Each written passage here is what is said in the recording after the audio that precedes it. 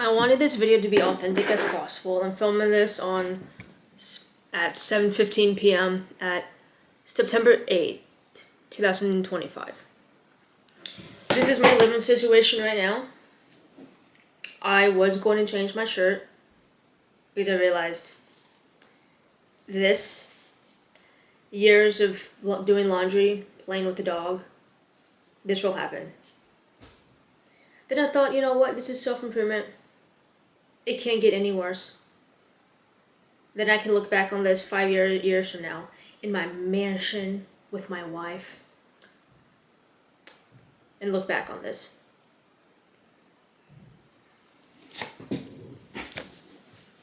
Full self-improvement guide by Insane. I wrote this on April 30, 2025. I want to start self-improvement because I have spent my life living in regret. Phase 1, week 1, building the foundation, intake process.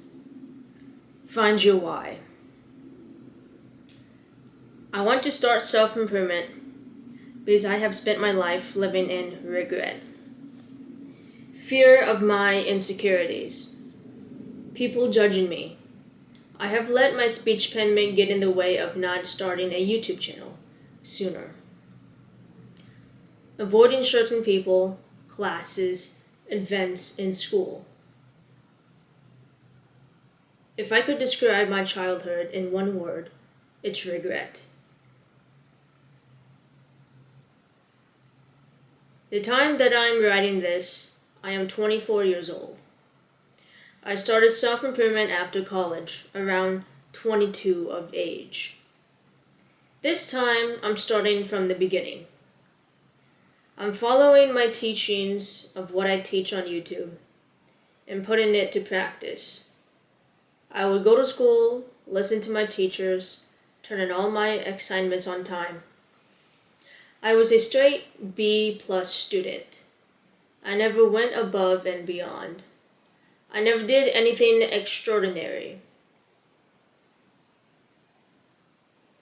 I was friends with people who weren't intellectually there. Friends who never cared about me. Friends who are racist, homophobic. I was always friends with those people because I knew I was better than them. It made me feel good because I was always the mature one, the smart one, the rich one, the hot one in my friend group. It made me feel good to know I was the most popular one in my friend group.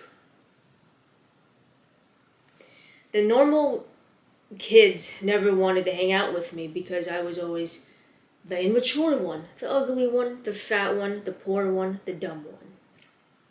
So making friends with people who I knew were less than me made me feel better because it gave me people to talk to.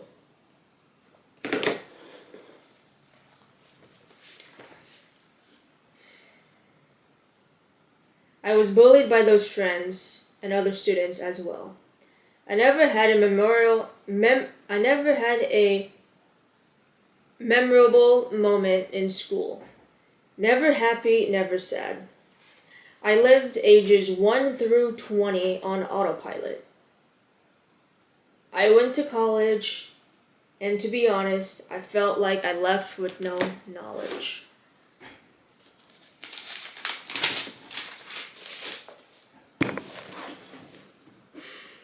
Page number 2. I studied a degree I wasn't even interested in. I have a useless criminal justice degree. I never joined any clubs, nor did I make any friends in college. I went to class, came home, did my homework, and that's it. I never thought about my future. I wanted to study music, but I couldn't because I wasn't good enough to major in music. I tried to change my major, but realized all the music majors had previous music experience. There was no way I could keep up in class.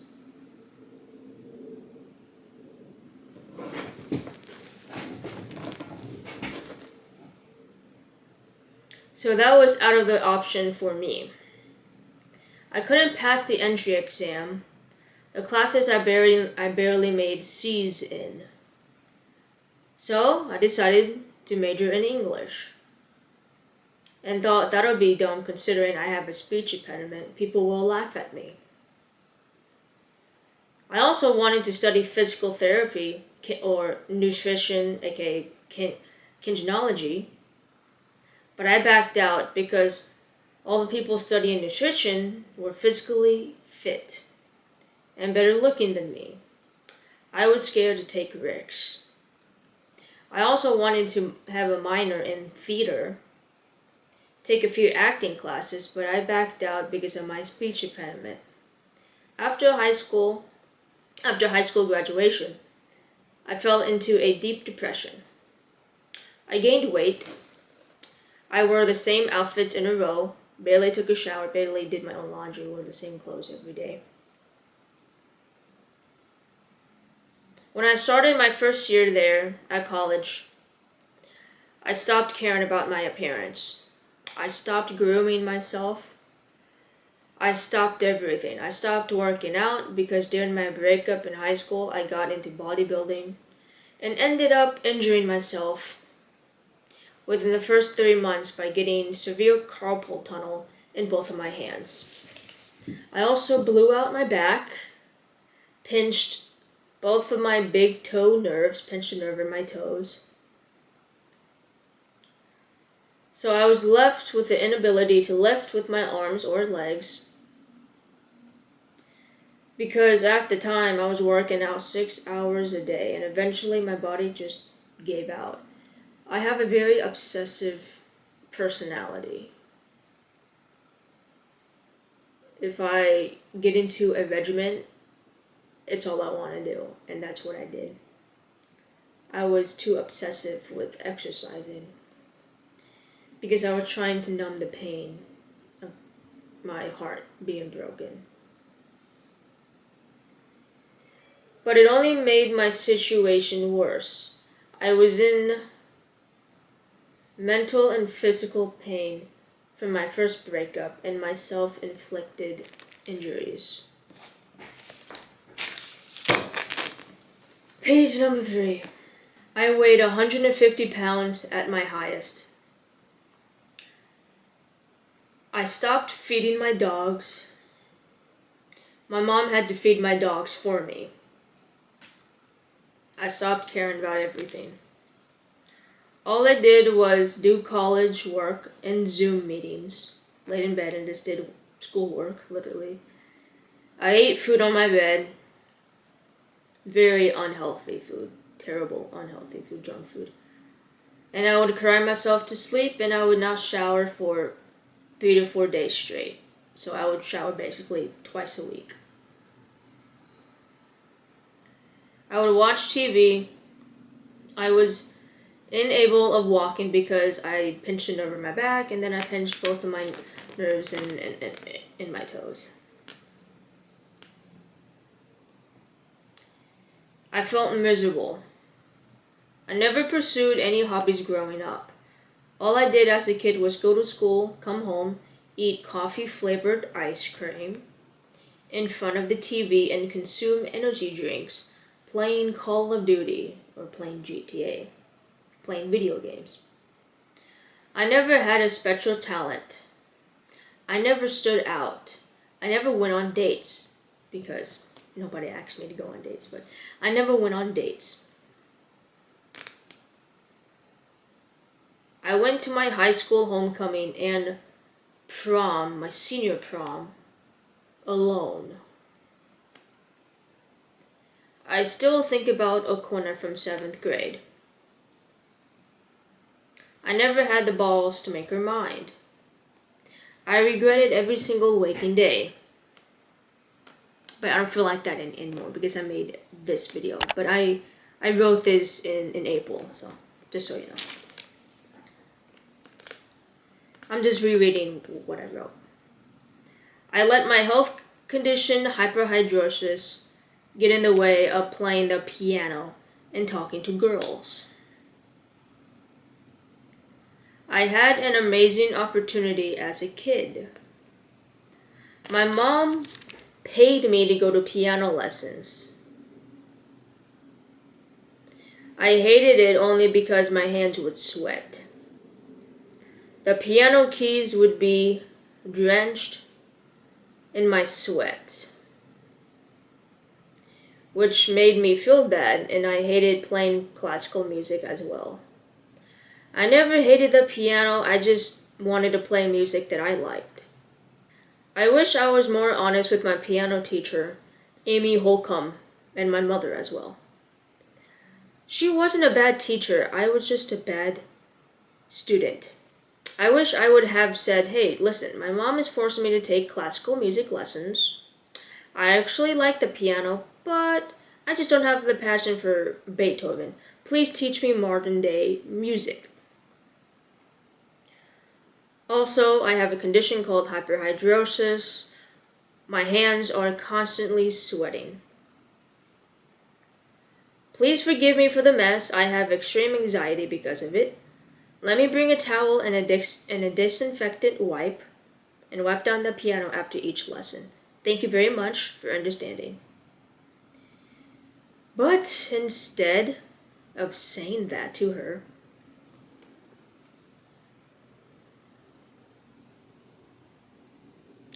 I went to the lessons very awkwardly. With my wet hands, I could tell the teacher was more confused and then disgusted. I think she was just waiting for me to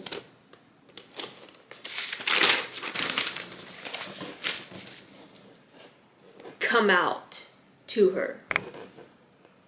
Page number 4. I would lie and say I practice my 30 minutes of piano every day.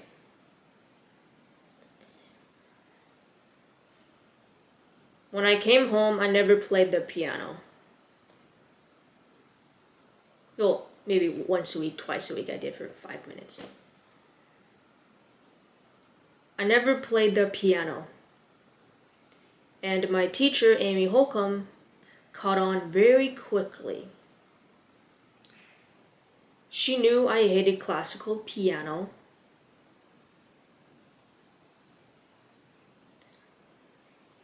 Nor did I ever cared to practice, because if you're a teacher, you know when a student is passionate or not. You can tell. She knew I had sweaty hands. I think she did. But after a while, I would go to my lesson, and most times she'll play the piano for me. And I'll listen as she'll play. I would nod off in class. It's virtually impossible to drift to sleep sitting upright at a piano. But I succeeded. I made too many mistakes. I never mastered my piano skills because she would teach them to me, but I would never practice them.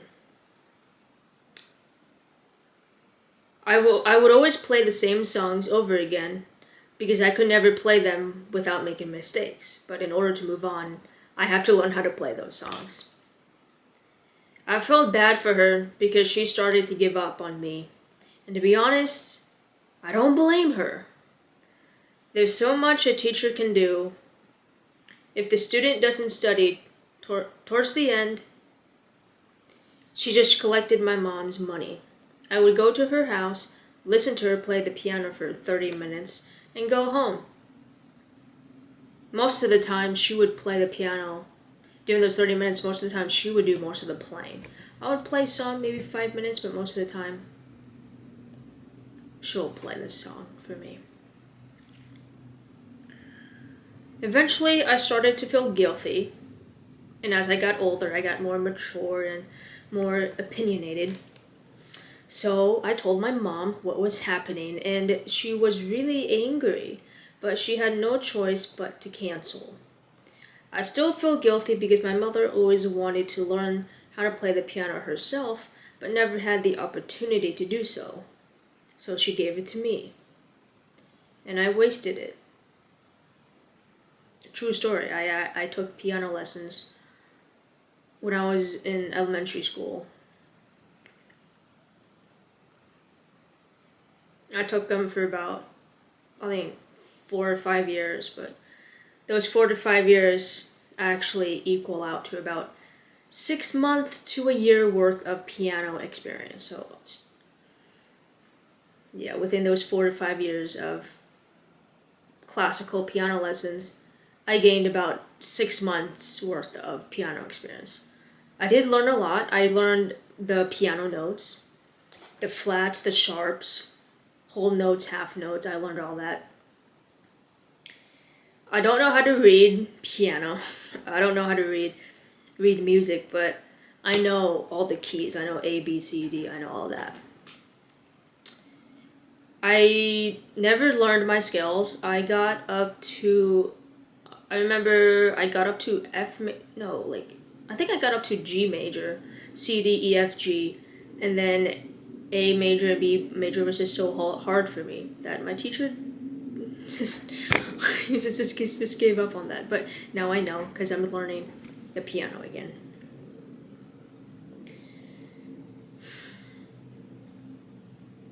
My mom would wake up at 3:45 a.m. Monday through Friday to go to work, and I wasted hundreds of dollars a month just so I could go hear a 40-year-old woman play piano in her house for 30 minutes, as I tried not to fall asleep at the piano stool. If I ever get the chance to talk to my piano teacher again, I'm going to tell her the truth. Tell her I'm sorry, and show her my music channel. She'll be proud of me, I hope. I never hated the piano. I always loved music. I just didn't have any passion for classical music or the type of songs that we would practice. Page number 5. It always sounded boring to me now that I teach myself piano. Using YouTube, I don't have to force myself to practice. I love playing the piano because I got to play what my heart desires. I regret not being honest with my piano teacher because I'm sure if I said, hey, I wanted to learn how to play We Belong Together by Mariah Carey, she would have taught me how to play that song. I regret not applying myself more, and I regret that. I regret not doing more in school. I regret not planning for my future. If I applied myself in middle school with those piano lessons, I would have been a pro pianist by now. Middle school was 10 years ago for me. I wasted 10 years of piano practice, potential piano progress. Since middle school, I quit piano altogether. Never touched a piano since the age of 13. But until I started my self-improvement journey in 2022-2023, after college, it took me 10 years to realize that my camera battery died, as per usual, 30 minutes of battery life. It's officially the next day. It took me 10 years to realize that I never hated the piano. I just hated what I was playing. It took me 10 years to stop caring about my sweaty hands. In 8th or 9th grade, maybe it was 7th grade, I don't remember, but I was in PE class, and my crush at the time, Okwana, had the same PE class as me. We had a dance unit, and we gathered in a circle, and we each had to dance with our partner for a certain time limit. I knew this was going to be an issue for me because I dreaded holding hands due to my hyperhidrosis in my hands. I told the teacher I wanted to opt out, all because I have sweaty hands. I was a brat that day. I vividly recall Okuna looking at me from a distance as I sat in the corner of the gym acting like a child because I didn't want to participate in class. Another time in 9th grade, English class, Mr. McGrath, he said, Okay, class, tomorrow we're going to have a spelling bee in the cafeteria. It's going to be fun.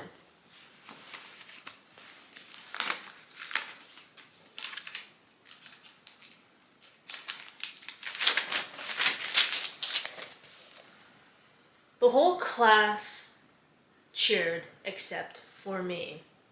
I thought to myself, how can I get out of this? I can't pronounce the letter R and L. How can I do this without acting like a fool in front of my crush, Aquina, and also for the rest of the class? So it made this whole situation even worse. When I came home from school that day, I told my parents I was staying home from school the next day. To my shock, they said, okay. At first they said why, and I lied and said, to be honest, I feel a little sick. They knew it was bullshit, but I never skipped a day of school ever in my life, so I thought my parents thought it'll be fine. So I stayed home from school the next day, all because I didn't want to embarrass myself in front of class, especially my crush, because of my speech impediment. Every time when teachers would do popcorn reading, I hated popcorn reading. It was hell on earth for me because I would calculate the probability of a certain student picking my name, and if I did read, I tried to fast forward and flip the pages to be sure I could pronounce the words and calculate. Well, if I asked to go to the bathroom and I come back exactly 10 minutes later, pages 100 through 105, I can pronounce those words.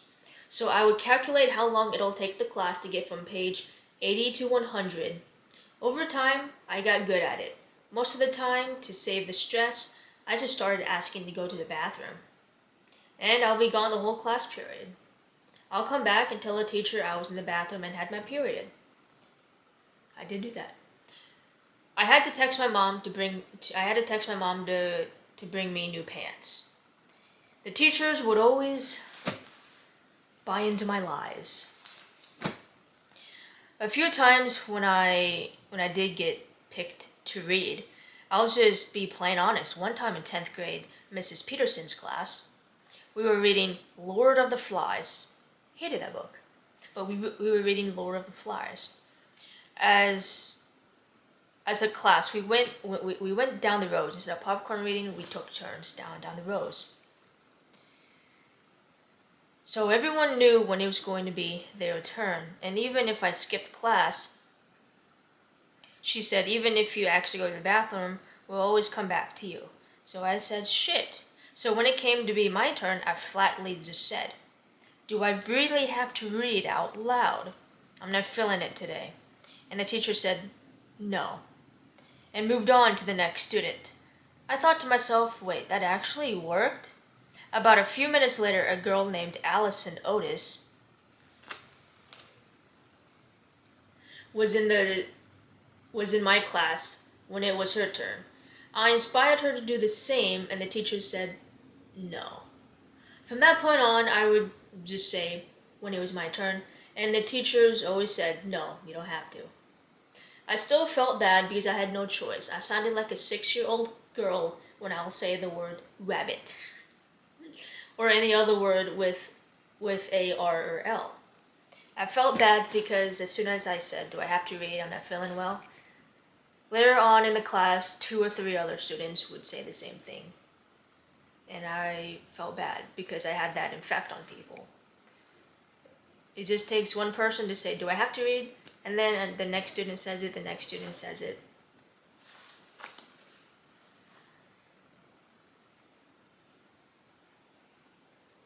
I never did anything. Oh wait. After a while, the students stopped picking me to popcorn read, and so did the teachers. The teachers always skipped me as well too. They got a hang of it. I never did anything to fix my speech impediment. I always thought it was permanent, so I lived with it. I mean, I tried a few times watching tutorials on YouTube, but it would never work. I also didn't know how to plan out my day, so I would practice speaking 6 hours on a Friday night, doing an all-nighter, practicing the same word over again. World, world, world. Before the word world, like the whole world, it was world, world, world. I couldn't pronounce it. Same thing with my last name, Morley, Morley. It was Moe. And I would practice hours a day doing Moe. Just practicing how to say my name. But I never had any plans, so I'll practice 3 hours here, 2 hours here, 10 hours on a weekend, not practice at all for a whole month. I never had any schedule to it. 6 hours on a Friday night, 10 minutes on a Tuesday night, not practice at all for at least 3 months, go back to 3 hours on a Friday night, 5 minutes here and there. I eventually just gave up because I thought this was meant to be, because I never got any better at it. But I was wrong. I just needed to plan my time out better and have a goal. No one taught me that. I wasn't educated on goal setting, and I wasn't educated on progressive overload when it became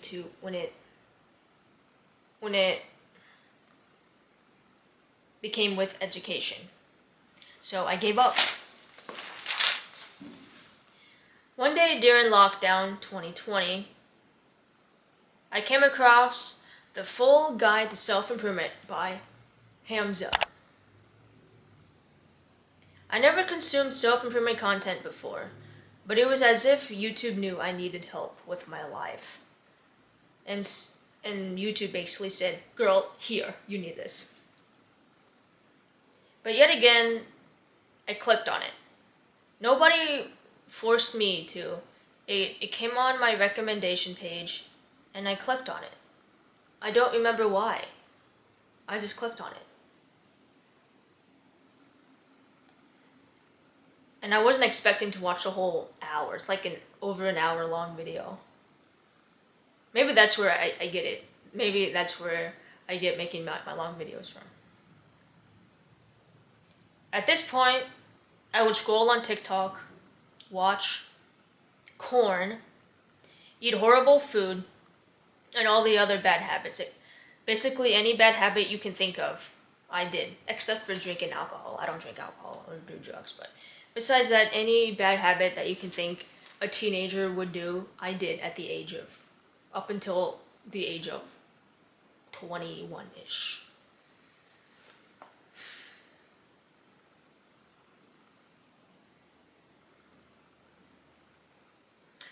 When I watched that video, I watched it in its entirety, start to finish.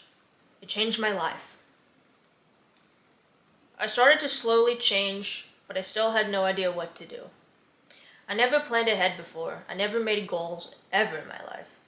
So I got stuck in the self-improvement loophole. I would watch self-improvement videos with a pen and paper, but never took it to action. It was through trial and error. And then, Insane was born. My whole life, I let my own fears get in the way of my success. I made myself depressed. It wasn't like my dog died or my dad died that made me binge bad habits. I was self-destructing myself my entire life because I never had a purpose. I just thought that these are the cards that I've been dealt with. I never did anything to improve my weaknesses or learn a new skill. My self-esteem was horrible at the time. It still is, but I never think that I am good enough to deserve anything, because maybe it's rooted in my childhood trauma. My father never shows any type of emotion, only anger. Both my parents would work at the time. Both of my parents would work, come home, watch TV, go to bed, work, come home, eat, watch TV, go to bed, work, argue, go to bed, work, make money, come home, sleep. And that's it. So I thought that was what life was about. I never saw them pursue any hobbies, like learning an instrument, learning a new language, or fixing up a car. Well, actually my dad, he likes fixing stuff.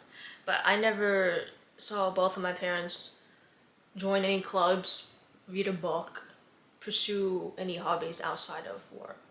If my dad wasn't working, he was mowing the grass, cleaning the gutters, Mom was, if she's not working, she would come home, vacuum the house, clean the dishes. And I was a teenager at the time, so I get it. It was their responsibility as an adult to take care of the child.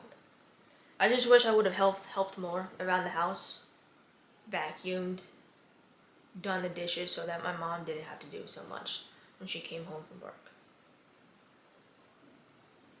But I never saw my parents do any hobbies, talk to friends, learn a cool skill.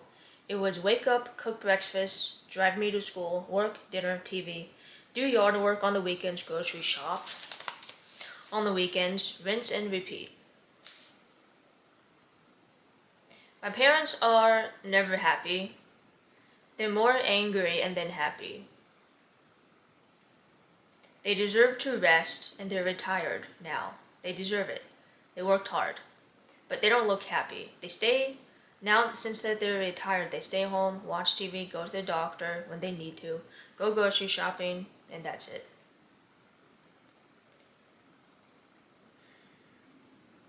I see my future and I don't want to be 70 years old and say, damn, I wasted my youth.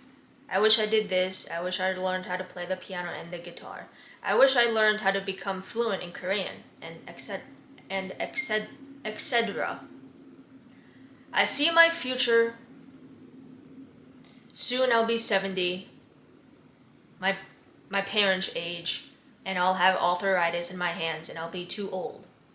And I'll live in regret. My father has resentment, and my mother has regret. We are all the best and worst parts of our parents.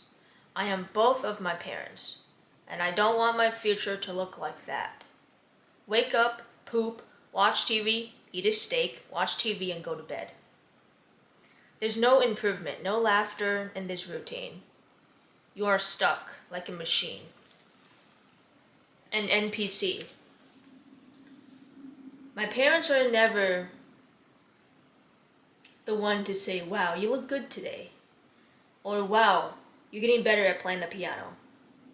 A few weeks ago, my father told my mother, wow, Alyssa's piano's playing, it's getting better. That's what my mom said to me. I said to my mom, well, how come he told you and not me? She said, well, you know your father. That's my father. He's never the one to show emotion. That's the military guy in him. Retired Army Ranger, jumped out of airplanes, and a drill sergeant. This is my why. No one ever told me, Alyssa, good job, or Alyssa, nice shoes. So I just thought people were born with talent. People are born good looking. Actually, yeah, I guess because it's genetics, but people are born rich. Some people are.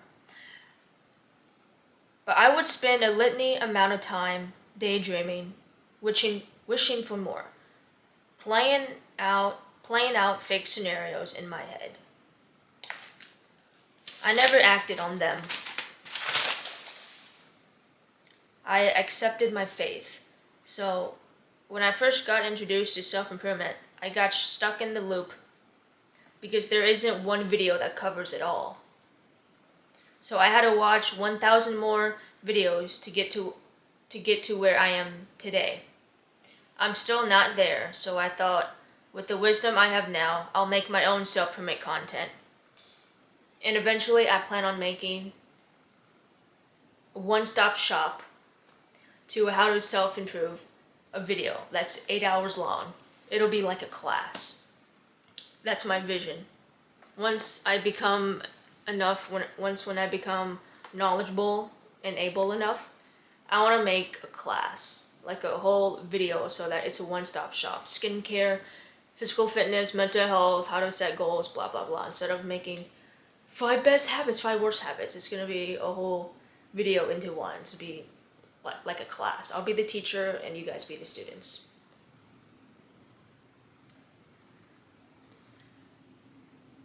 So I thought, with the wisdom I have now, I'll make my own self-promote content. I'll use my best and worst qualities. I'm obsessive, insane, methodical. I like to help others. As I'm helping myself, I would read books, watch videos with a notebook, but never took any action. It felt therapeutic to know that I've just spent 9 hours in my bed watching all of Matt Diavella's videos. It felt good to know I was contributing to the world by watching self-help content, which is better than watching corn or watching a TV show I have already seen about lesbians. This is my why. I have spent all my life living in fear, regret, embarrassment. Everyone needs self-improvement because it's saving me right now.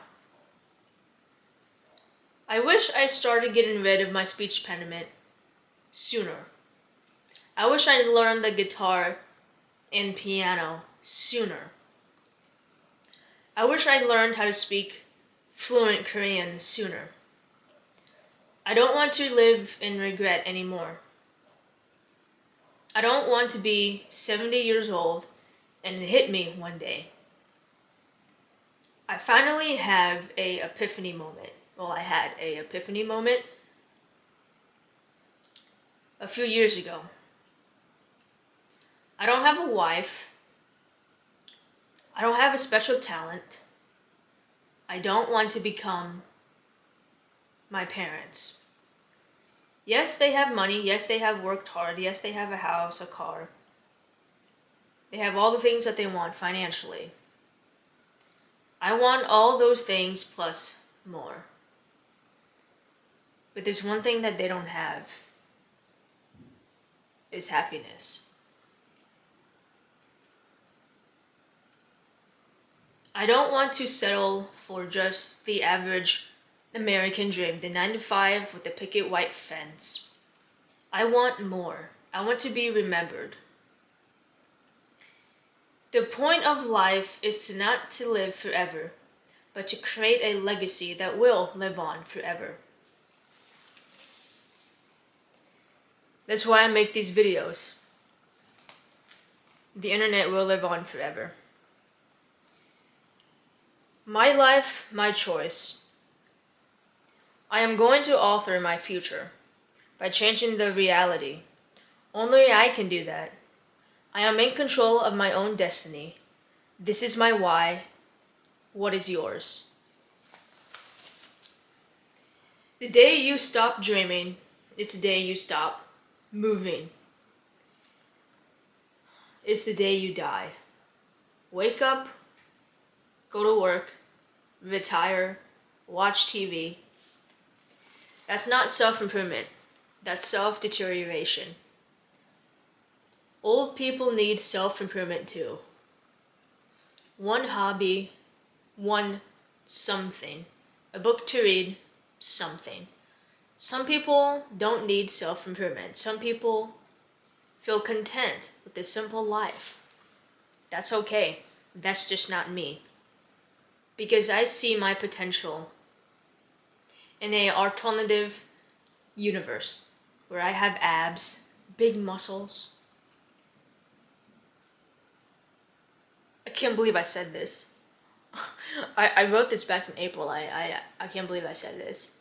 Since then, I moved on from her. But I'm gonna read what I wrote.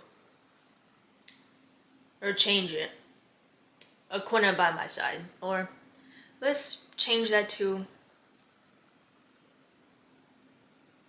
a girl, a mature woman who truly loves me for my insanity. 1 million subscribers. I'm making a living income by helping others self-improve. I am successful at the piano and the guitar. I am fluent in Korean.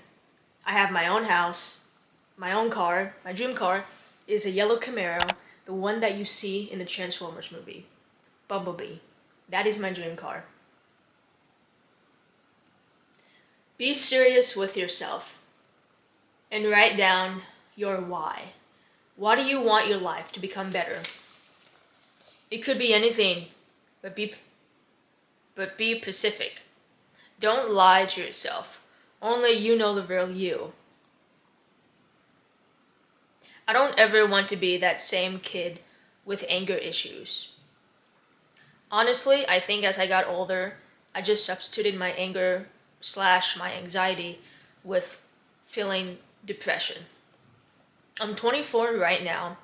I'm not getting any younger. The longer I wait, the closer I get to that old age. Turning old scares me because I see how it affects my parents. I don't want that for me. I don't want to live like a potato sack anymore. No more living my life on autopilot. I have to find a source of income to move out of my parents' house, or find a source of income so that my parents won't yell at me to get a job. But I need to find some source of livable income, my own house, my own rules. I have a dream where I want to move to Canada. It's my dream to go to Canada, to live there. It's my dream.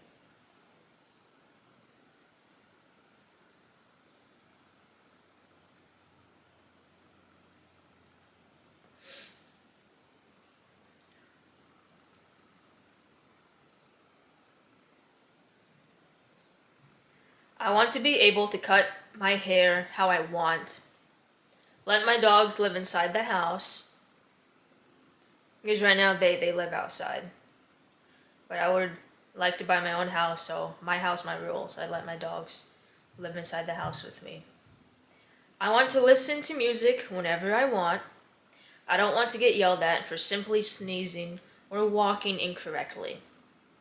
I don't want to get made fun of for dressing like a man, and I don't want to get made fun of because of my weight. I need to become an adult. No one taught me, so I'm teaching myself by using books, self-improvement videos, my own wisdom, and pop culture through watching movies. I gain inspiration through watching TV shows and movies. I need a source of income to fix my health issues. In 2020, what is that? That looks like an age. But in 2021, I got diagnosed. No, wait, no. Huh? In 2024, I got diagnosed with empty sella syndrome and reactive hypoglycemia. It affects my physical life greatly.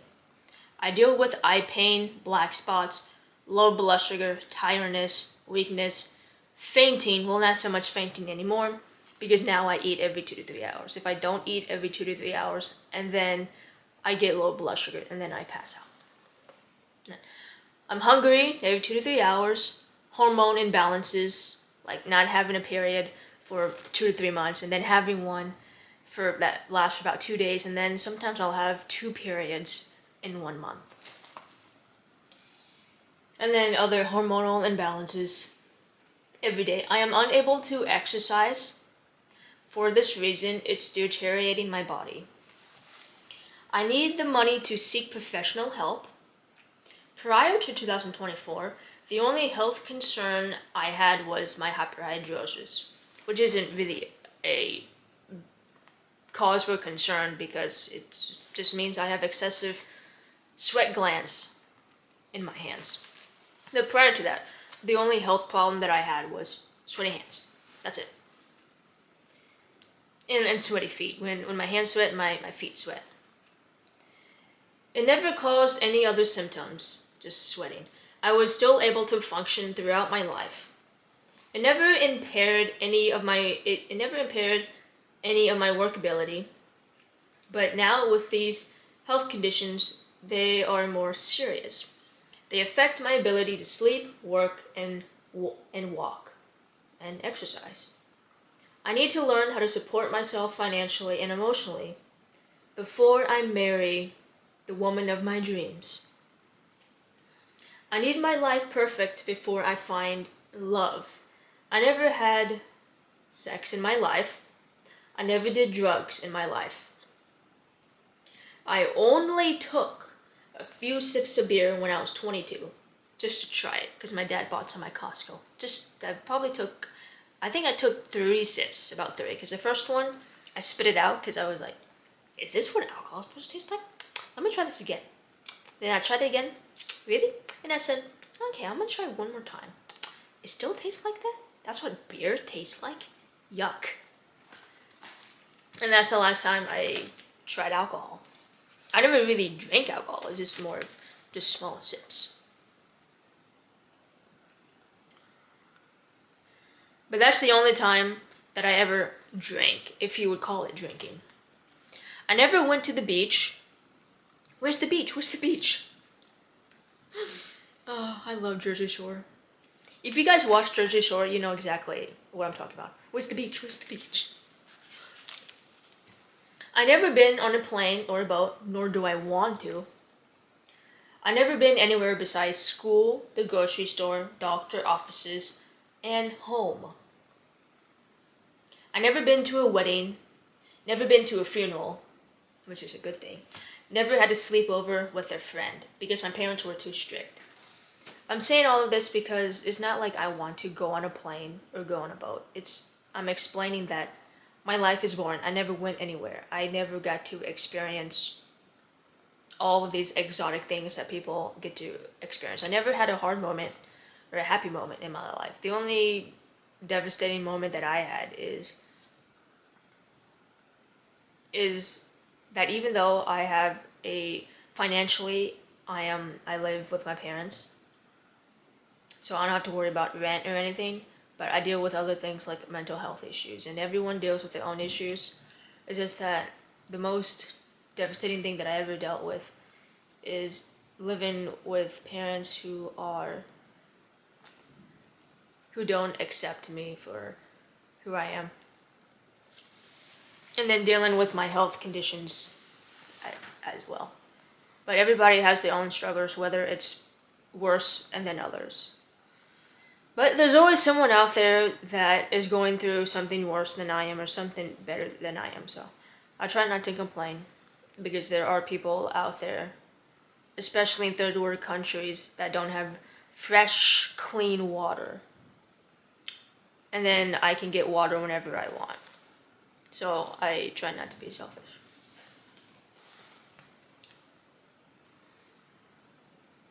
I never had friends over at my house.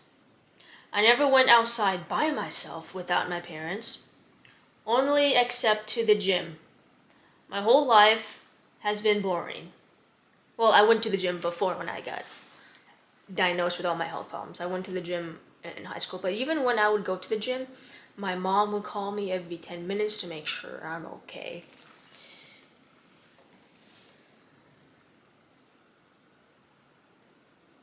My whole life has been boring. No awesome trips, no nothing. The only trip I experienced was driving from Washington State to Tennessee, and most recently from Tennessee to Washington, because I just moved back from Tennessee to Washington. But that wasn't no trip. 7 days on the road, in a car, we moved from Washington to Tennessee in 2023, driving nonstop. And we are about to do it again. Well, I wrote this in April. At the time, I was in Tennessee. I remember I wrote this whole 10-page little journal in a span of 2 days. I was laying on the couch because there was nothing to do. The TV was packed up, my guitar packed up, piano packed up, and there was nothing to do. I would watch TV on my little tiny phone, and also watch TV on my mom's phone because my mom's phone is a lot bigger and then mine. And since there was nothing to do, I started planning out future YouTube videos that I wanted to make, and I wrote a little letter to myself.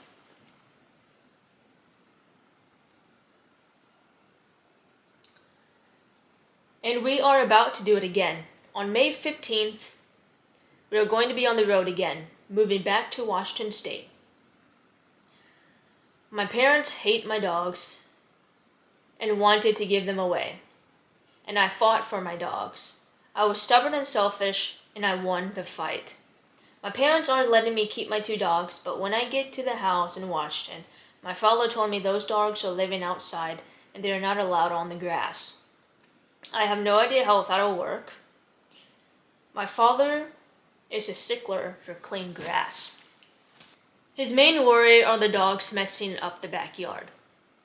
This is why I have to get my own money to move out so my dogs can be free in my own house.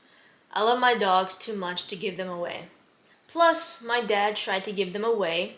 He called all the shelters in Tennessee and all of them said they're full. Or they said Candy is too old, she's 16, we don't want her, and your dog, Scooby, he's half pit bull, so we don't take pit bulls. So that's why we have to kill him. Tennessee is different. When it comes to animal laws, it's sad to know even a shelter is selective on which dogs they want. Some states, if you don't want a dog, some shelters would just be like, okay, give us the dog, it's okay. And then some states are, if we don't have the room, we don't have the room. And then some states, it's, you have to be a certain type of breed, and then we can take you in.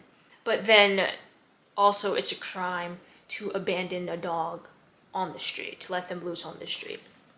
And then some states are, we accept any dog, but if you're a certain breed, we have to euthanize you. And that's what Tennessee is. They wanted my dog, but they said they were gonna kill Scooby. And with Candy, she'll be on a time limit, because if you're not adopted in 30 days, you're gone. And since Candy's old, nobody wants to adopt an old dog.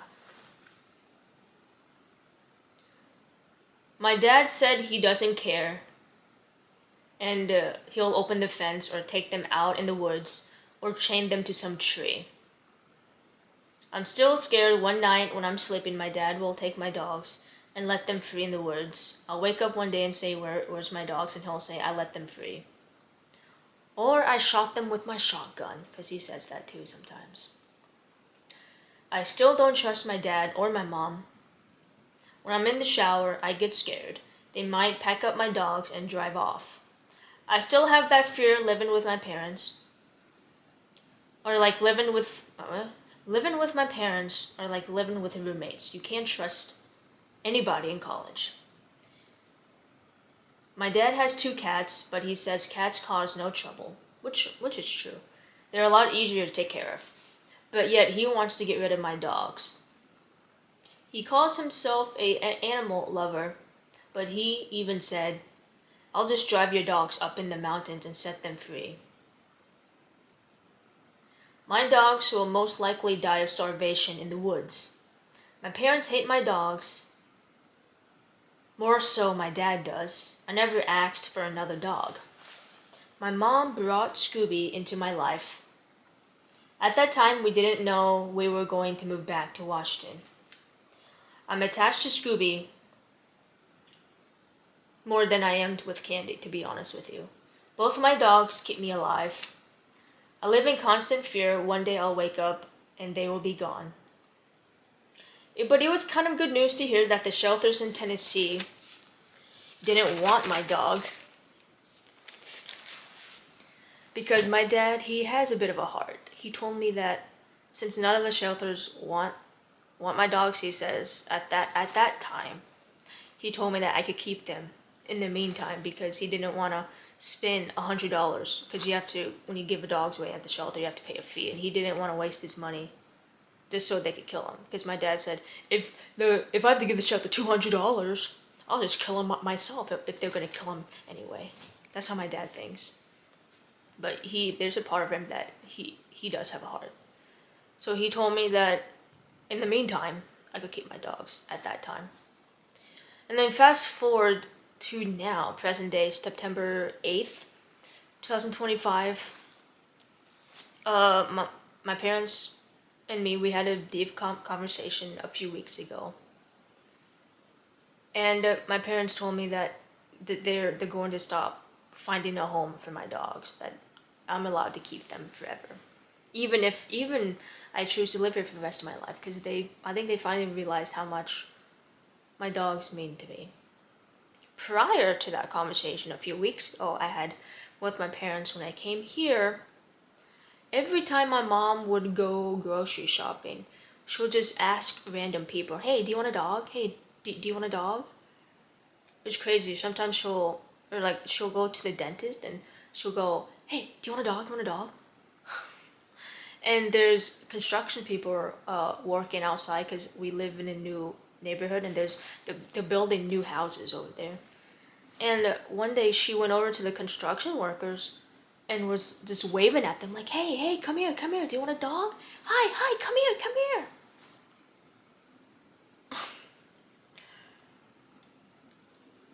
After a while, I got used to it because after a while, you just get used to it because people don't want a dog. Because as soon as they hear that my dog's 16 years old and then I have another dog that's a pit bull, they say, oh, no, no, no.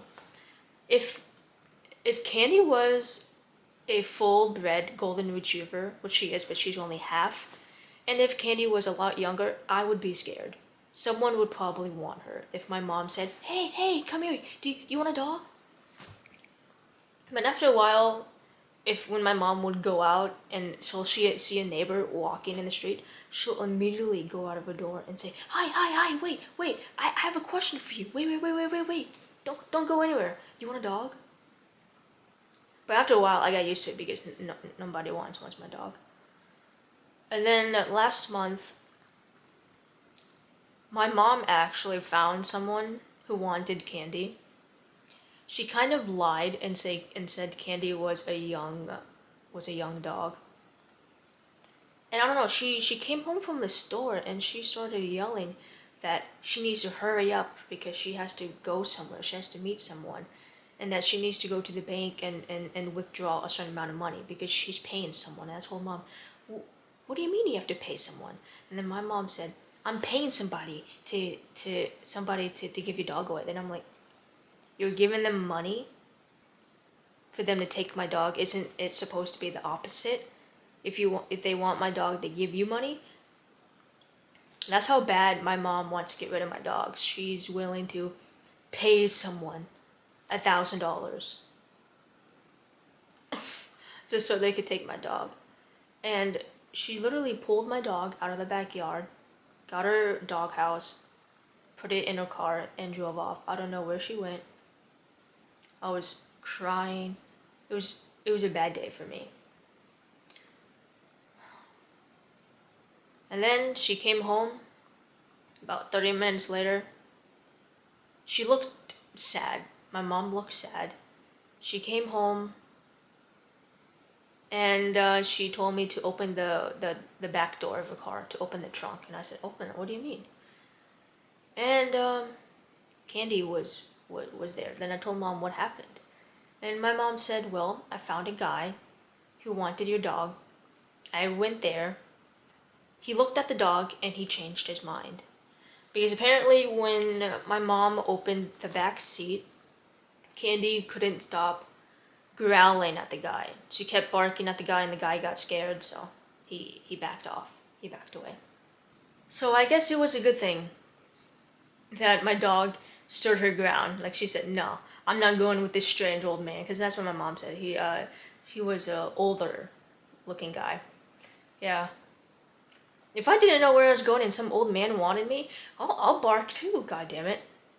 You know, but she came home with the dog. And it's not like it's the first time that she did that. It's not. My mom's Korean and she knows a lot of people, and Korean people, they stick together, and every time she goes to church, she would always come home with a new phone number, and then she'll come home, call that number, and then even though I don't know how to speak Korean, I know certain words in Korean. She'll say gay, 강아지, which means dog in Korean. And then, yeah, every chance she got, she tried to get rid of my dogs, but it always failed because Korean people, especially Korean women, they don't want a dog that's old, nor do they want a dog that's pit bull, nor do they want a dog that type of breed. Usually Korean people, they want those little Pomeranian dogs. So after a while, I didn't really get nervous when my mom would call somebody and I would hear the word 강아지 and the word $500. You know, I didn't get nervous. In the beginning, I did. I lived in constant fear of, is this going to be the last day that I see my dogs? But me and my parents, we sat down and we had a conversation, and since then, My mom has not come home yet with a new phone number, has not come home saying that she's gonna get rid of my dogs. Neither has my dad. I don't know what happened. I think they just gave up because I'm very persistent. I don't know, but they haven't they haven't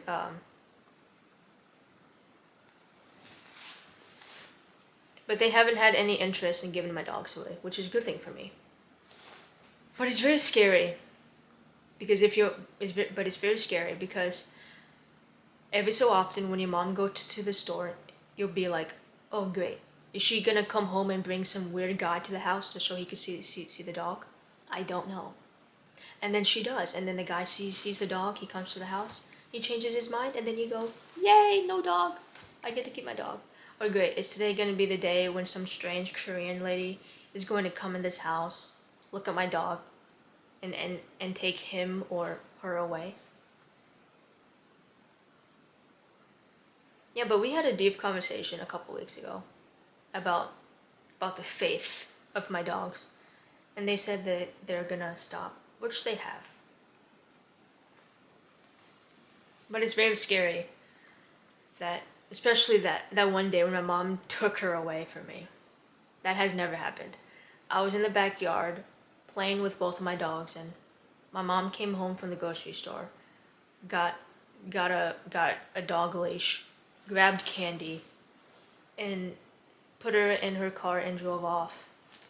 And 30 minutes later, I was crying. I didn't know what to think for those 30 minutes. Then she came home, all happy. She cooked my dog a sweet potato, gave it to her. Very confusing. Very confusing.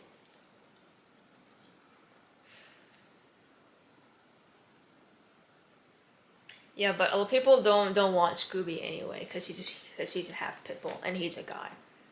Korean people, they don't want boy dogs, nor do they want a pit bull. I never really worried about Scooby leaving me. It was more Candy, because she's a girl. She's a golden retriever. She's cute. But I don't have to live in fear anymore.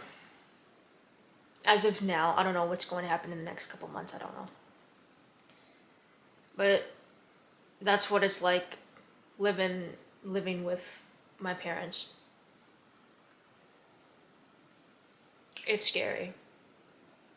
It really was. Every other day it was like that. People coming to the house looking at the dog, or my mom going out to the Korean store and coming home with the phone number, with the list of phone numbers she could call. Yeah, it was scary.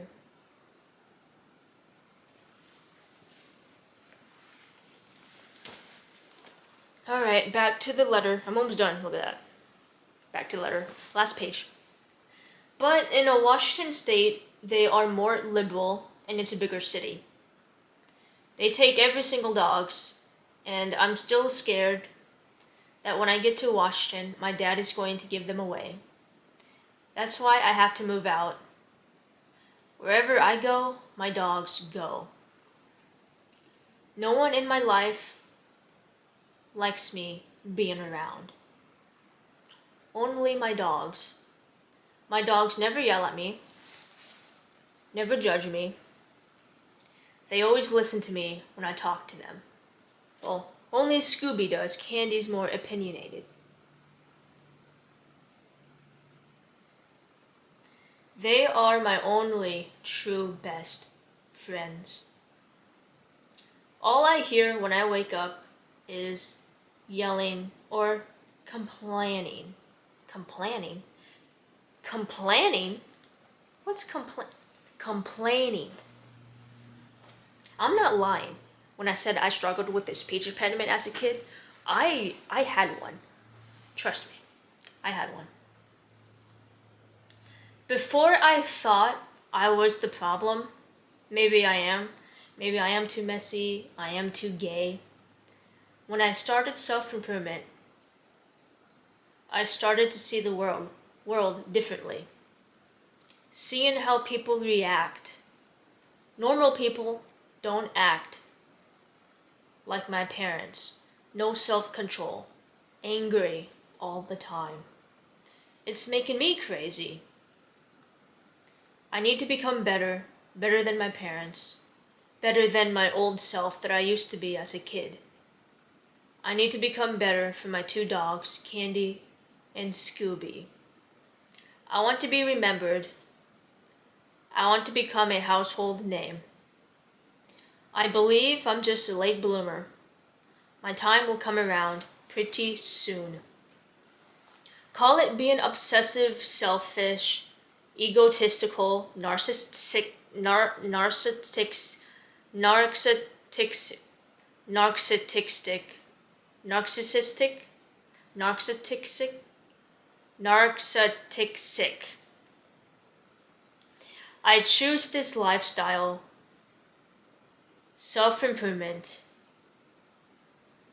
It's time to become better.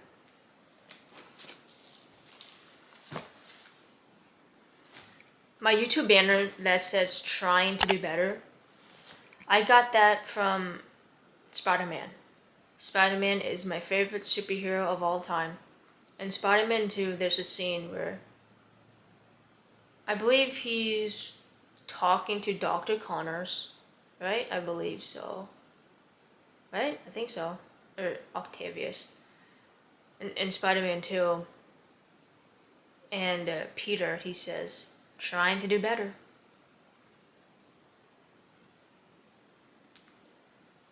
Every day I try to become better. And then yesterday. This is why I am who I am. This is why I started self-improvement in the first place. This is why I make these very long, extensive YouTube videos. This is why my personality is the way it is. And self-improvement is not just a hobby. It's a lifestyle. Everything you do is self-improvement. Even though I only post once a week, sometimes twice a week on YouTube, I am actively doing YouTube, for example. Every time when I play the guitar, I'm actively filming a YouTube video. Because I filmed 1 year progress of the guitar, 2 year progress of the guitar, 3 year progress of the guitar. So if I don't practice the guitar, I won't have a 3 year progress video to post. When I study Korean, I'm actively working on YouTube.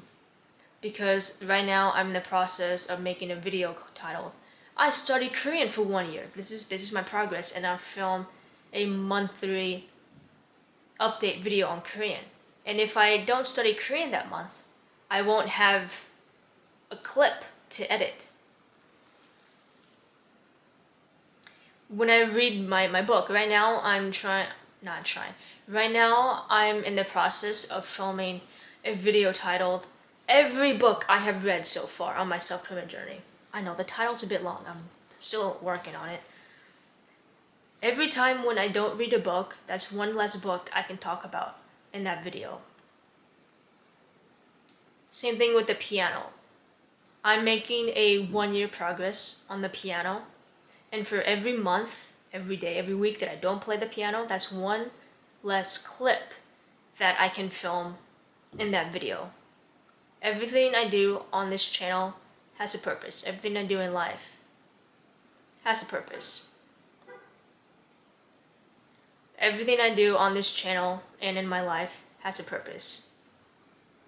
Even though I may be unemployed, I'm actively trying to find a job. It's impossible. I applied to these full-time jobs, and they always keep saying that I need more experience. So I thought I'd apply for part-time jobs, and I can't even get a part-time job. Every interview that I go into, in the moment, I feel like I'm gonna get the job. And then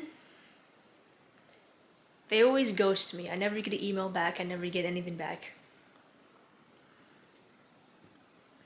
But even though I'm unemployed, it feels like I have a full-time job. because I have to study the guitar, piano, read a book, study Korean, walk my dog, spend time with my dogs, edit YouTube videos, film YouTube videos. I'm in the process of making an album. What else am I missing?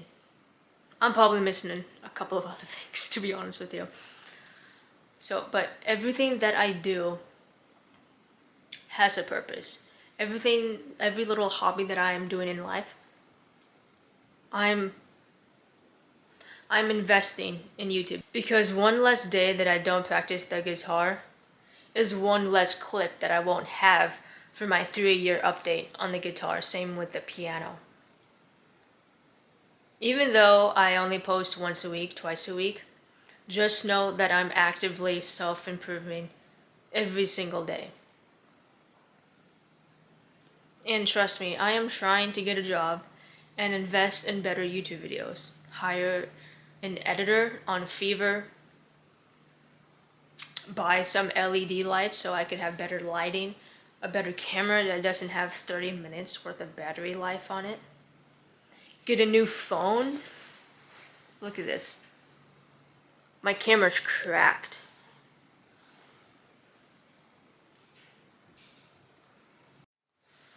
Yo, I should film most of my videos standing up because I've been trying to make goals to stand up more. But anyway, this concludes the end of this video. This is why I started self-improvement in the first place. Great. Camera is not on straight. I have my camera propped it on my bed and it's not straight like me, but oh well.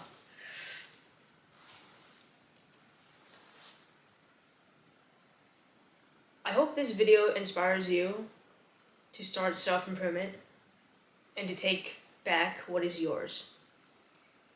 The first step into self-improvement is to find your why. Find your motivation, find your inspiration, find your discipline.